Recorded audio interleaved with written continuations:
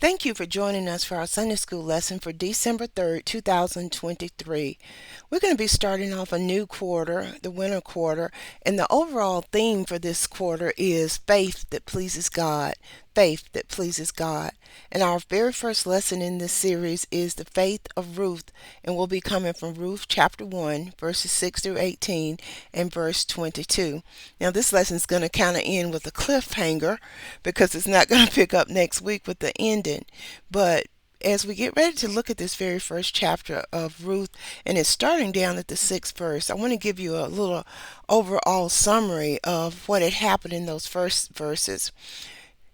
Naomi was married to Elimelech, and he was a well-known patriarch in the land of Bethlehem and in Judea. He was well respected and renowned for his fairness and for his business acumen and everything.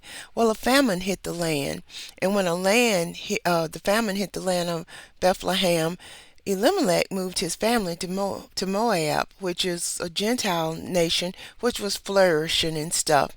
Initially, Naomi didn't really want to go to Moab, but she did follow her husband, she and her two sons.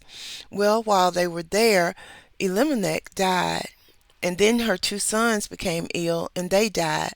But they both took wives while they were in the land of Moab, and one of the wives was named Oprah, and the other wife was named Ruth. Now, a lot of us are familiar with the story of Ruth, and it's considered one of the greatest love stories in the Bible, only because it demonstrates what true love, real love, looks like. And this commitment was to her mother-in-law, and not just to a husband or anything. And it shows that the true love of nature, the true unconditional love, is not just between a man and a woman, but it is the way of God.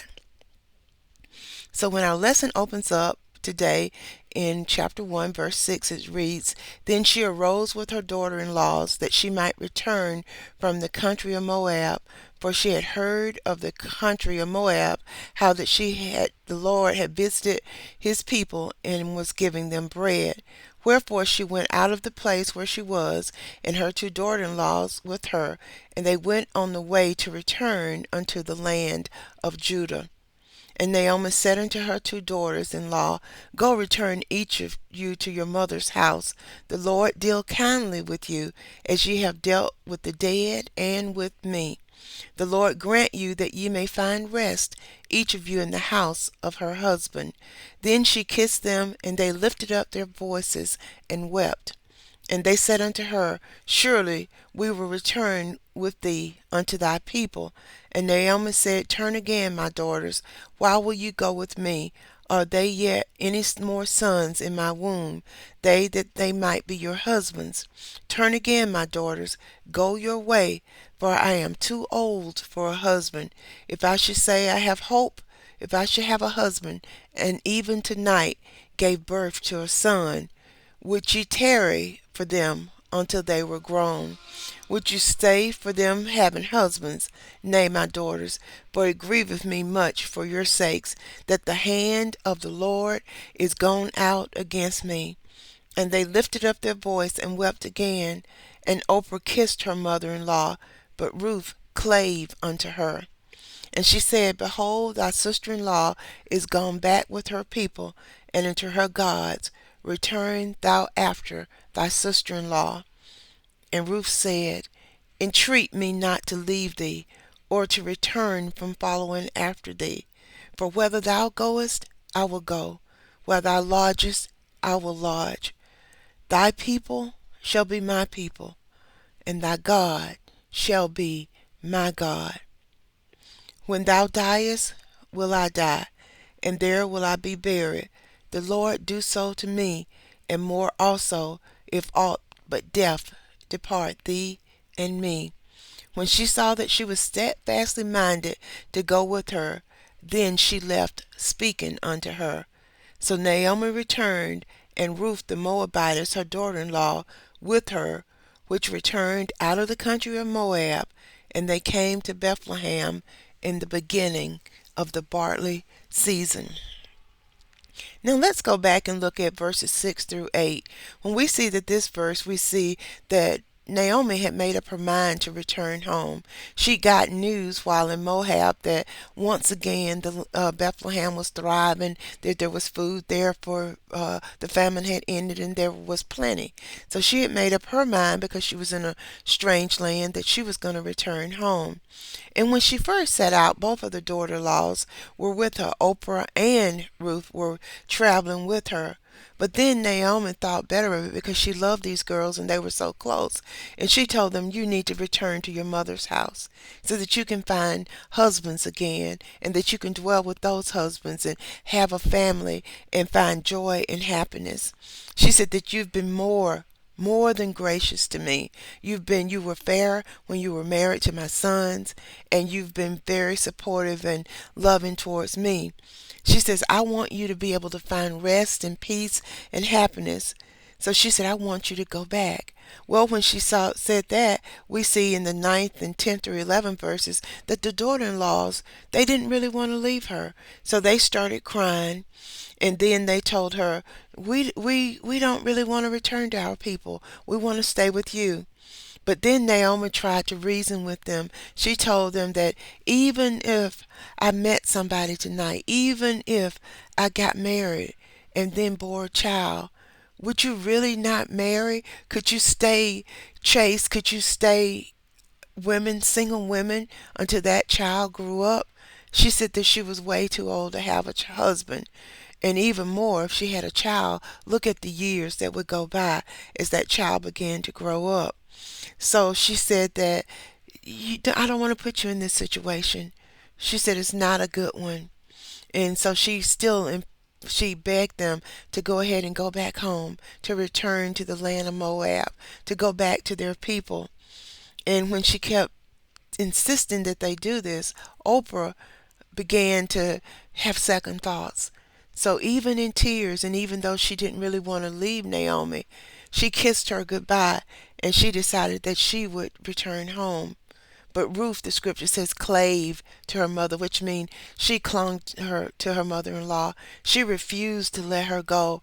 She told her that she was not going to go back to her people, that she was not going to be separated to her. She said that there was nothing there for her, that she wanted to go back with Naomi to Bethlehem, even though it would be a strange land, even though she would be seen as a Gentile in that land, because Ruth was not a Gentile. She was not she was not a Jewish. She was a Gentile, and she didn't know how she would be treated. But this didn't matter to her because she loved Ruth, and she wanted to be there for her, to support her, and to help her. So then we see a verse in that verse 16, which is often used for wedding vows. We hear Ruth saying, entreat me not to leave thee. She said she was begging her, don't make me leave you. She said, or to return from following after thee. She's saying, don't make me go back. Let me continue to support you and to go with you. She told her wherever she went, that she would go with her. She said, wherever you live, wherever you lodges, I will lodge. So she was saying, wherever you live, that's where I'll live, no matter the condition. Because see, Naomi kept saying that God had some way had turned his back or was being bitter towards her. And she was telling the girls even earlier that she didn't want that to happen to them. What was happening to her was not a fate that she wished on them. But we see here that Ruth was not being deterred. She says that your people will be my people. And she said, your God will be my God. And she even went on so much as to tell Naomi, wherever you die, that's where I'm going to die at. And wherever you're buried, that's where I will be buried at. Her commitment was unwavering. And because she'd been in the house of Elimelech and Naomi for years prior to the death of her husband, she knew of this God that they worshipped. And along the way, she developed a faith in this God. So she went on to say that the Lord, however, the promise she made, that the Lord should deal harshly with her if she ever broke her word. So she said that she didn't even care if God put her to death because of her love for Ruth, that she would still stand by her. And her plea was so passionate and so sincere and so real, and she was willing to follow Naomi by faith, that the verse said that Naomi stopped trying to dissuade her, and she allowed Ruth to continue on with her. Then it jumps to verse 22 that says, so Naomi did return, and Ruth left the Moabite nation of Moab, and she left the people that were her kindred behind to be with Ruth. But there's a little caveat to that story. Sometimes, even though we're believers, people get the idea or the thought that because you believe nothing will ever go wrong, that things will always go right for you. Well, this story tells you that that's not true. But God does promise us that if we are faithful, that whatever lies in store, there will be a turning point. There will be a blessing for you. And this is exactly what happened with Ruth and Naomi. Once they returned to Bethlehem, we're going to see that they were going to be blessed because Naomi's husband had a cousin that was there that was powerful and that was rich. And he took an interest in Ruth. He was known as the kinsman redeemer. And eventually he married Ruth. And Ruth, and his name was Boaz, and Ruth gave birth to Jesse. And we're going to see here that the lineage of David, the lineage of Jesus started from this union. And then we're also going to see why God said he's the God of everybody. And even though this woman was not Jewish, God still blessed her because he is not a respecter of persons, and he's faithful and he's good to his word. He was good to Naomi because she was able to see a grandchild born, and she was even the person that was able to nurse that grandchild.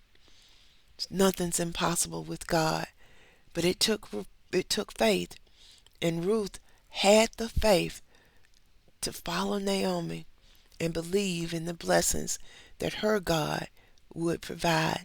She couldn't read the future. She didn't know what the future would hold, but she continued to walk by faith. See you next week.